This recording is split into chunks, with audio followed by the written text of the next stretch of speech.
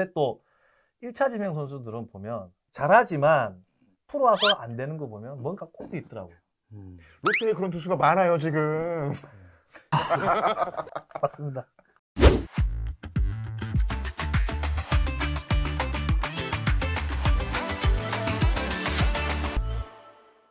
튀어 올라올 만한 자원들이 보이나요? 많습니다. 내년 1군에. 저는 새로운 얼굴 분명히 내년에 많이 보실 거예요.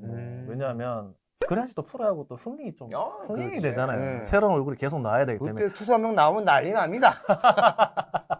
뭐 저희 팀 같은 경우는 첫 번째는 뭐 저는 최건 선수를 근데 최건 선수 돼갖고 팬들이 되게 오해를 하시는데 굉장히 좋은 걸 굉장히 많이 가지고 정말 어마어마하게 한국 프로야구를 조금 들썩거릴 수 있을 정도로 그 정도. 예, 정말 트레이드 할 때 속 되게 많이 아파했어요. 예.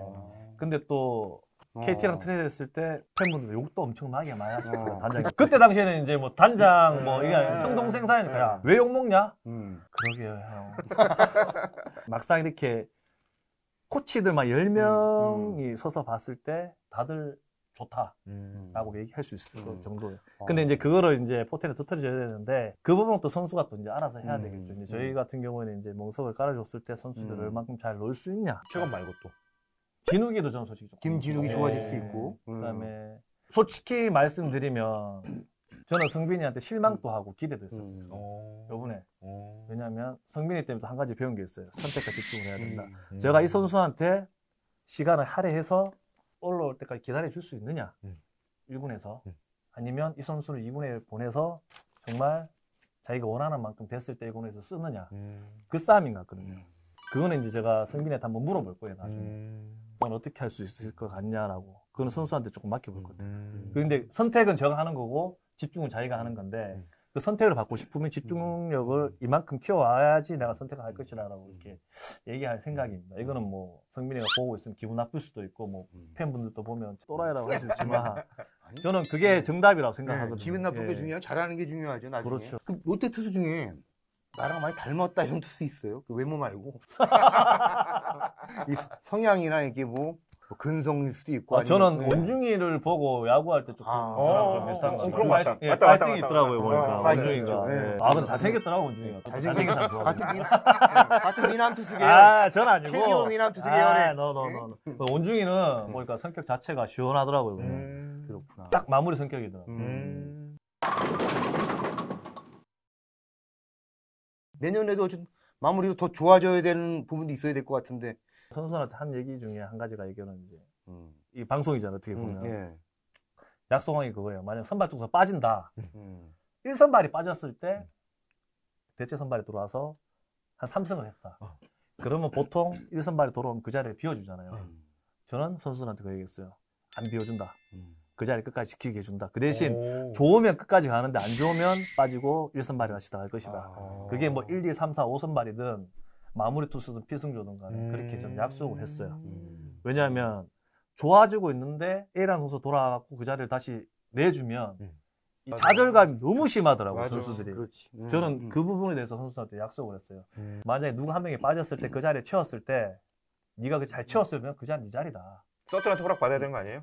그건 감독님한테 제가 충분히 뭐 허락 받아야 되겠죠. 소통을 해야죠. 당연히 해야 되겠죠. 이제. 그렇다면 이제 배영수 코치는 현역 시절에 강속구 투수에서 정말 이제 기교파 투수로 이제 여러 가지 스펙트럼을 겪었는데 제구 우리 이제 많은 팬들이 막 되게 설레는 투수들이 야 드디어 이제 공 빠르니까 제구만 잡히면 돼 이런 투수는 되게 많잖아요. 제구는 잡을 수 있는 건가요? 선천적이냐 후천적이냐 볼 때. 저는 제구는 자신감이라고 생각하거든요. 왜냐하면 안우진 선수 같은 케이스도 올해 터졌잖아, 사실은. 자기 스스로 뭔가를 해서 좋아진 거지 누구 때문에 좋아졌다는 거는 있을 수가 없는 거예요. 안우진 선수도 자기만의 운동 방식과 루틴이 분명히 정립이 됐었고 또 마운드에서 자꾸만 작은 성공이 하나하나씩 하다 보니 쌓이면서. 이제 이만큼 쌓인 거죠. 그래서 그 정도 퍼포먼스 나오는 거고 원래 또 1차 지명 선수들은 보면 잘하지만 프로 와서 안 되는 거 보면 뭔가 꼭 있더라고요. 롯데에 그런 투수가 많아요 지금.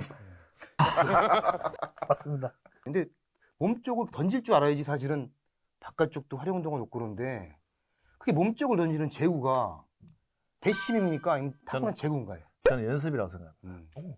왜냐하면 많이 던져야 되는. 바깥쪽이나 몸 쪽이나 일방적으로 가버리면 잡히게 돼 있어요. 자기한테 얼만큼 중요하냐에 따라 갖고 여기를 이제 던질 수 있냐 못 던지냐 그 싸움인데 그런 부분이 있죠. 구속은 또 올릴 수 있는 건가요? 저는 145kg까지는 노력으로 충분하다고 생각하고 45까지는 정말 선수들이 노력 이하에 따라 던질 수 있다고 생각하지만 그 이상은 정말 하늘에서 조금 내려줘야 사실은 된다는 그거를 거예요. 더 올리려면 자칫 부상의 위험이 올 수도 있는 맞습니다. 거여서. 그냥 겪어보니까 내려가는 거죠. 롯데 투수진의 지금 장점은 뭐예요? 지금 조금 제가 희망을 거는 부분은 의식이 조금 바뀌었다는 거예요. 뭐 야구 기술적인 것보다도 이제는 할 수 있다, 한번 해보자라는 그런 애들이 얘기를 은연중에 계속 많이 하더라고요. 아, 저런 마인드로 내년 시즌 준비를 하게 되면 충분히 할 수는 있겠다는 생각을 했었어요. 사실은 그런 정말 말 한마디가 별거 아니라처럼 이렇게 느껴지지만 코치가 또 돼보니, 메인 코치가 돼보니 그런 말 한마디가 선수들 입에서 나온다는 게 그렇지. 어디서 저런 말이 나올까 생각했는데 결론은 이제 훈련량이더라고요. 땀은 거짓말 안 해요. 훈련. 저는 항상 네. 그렇게 얘기를 해요. 그러면 지금 약간 뭐 해보니까 조금 부족해서 좀 채워야 할 부분이 있다면. 저희 팀 같은 경우에는 이제 뭐 이기는 방법, 이겼을 때 성적과 졌을 때 성적이 명확하게 나와 있어요. 가장 제일 큰 거는 경기 시간 같아요. 아까 전에 잠깐 말씀드렸지만은 연장전 갔을 때 저희가 어떻게 대처를 하고 거기서 5할 승률을 할 수 있냐 못하냐. 그다음 또 중요한 거는 중간 투수들이 쓸데없는 볼넷이 얼마만큼 줄이느냐 그런 부분. 근데 사실은 몇 년 사이에 롯데 투수들이 포크볼 구사율이 지나치게 높아서 사실 투수들이 되게 힘든 측면들이 있었거든요. 볼넷은 진짜 안 주는 팀 중에 하나인데 많이 맞았죠. 네. 제일 중요한 압박감을 어느 정도 이기냐에 따라 승패가 좌우되는데 이 압박감에 대해 갖고 젊은 선수들이 조금 못 견디는 게 제일 힘든 부분입니다. 롯데가 사실은. 예. 경기 내 승부처에 약하고 전체 시즌에서 승부처가 5월에서 6월 넘어갈 때 보통 오잖아요. 거기서 약하고 보통 그런 경향이 있는데 그런 부분 아닐까 싶어요. 그냥 짐작한 건데. 올 시즌 같은 경우 4월 달에 스타트가 굉장히 좋았고 네네네. 5월 달, 6월 달 떨어지는 부분이고 네. 작년도 마찬가지고 3년치를 뽑아봤을 때 이게 4월 달에는 선수들 자체가 힘이 있어요.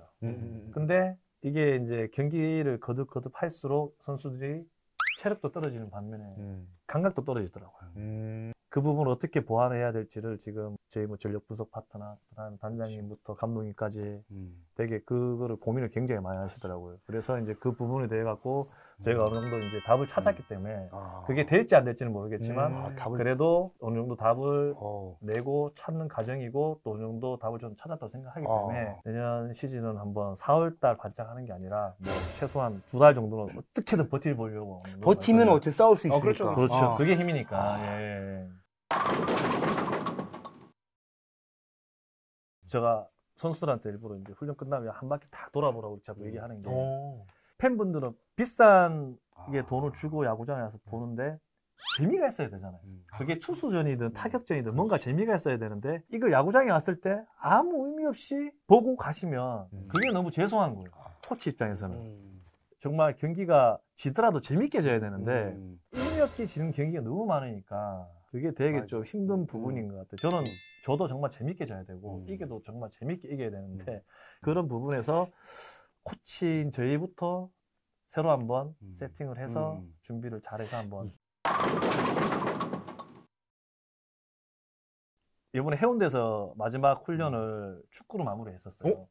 해운대 백사장에서? 예, 백사장에서. 그걸 왜 했냐 그러면 이 롯데자이언츠란 이 유니폼은 아무도 못 입잖아요. 프로야구 선수 10개 팀 유니폼을 입고 싶어서 아마추어 선수들이 얼마나 피땀을 노려. 해영수도 못 입어본 유니폼이었어요. 예, 선수 시절에. 그렇죠.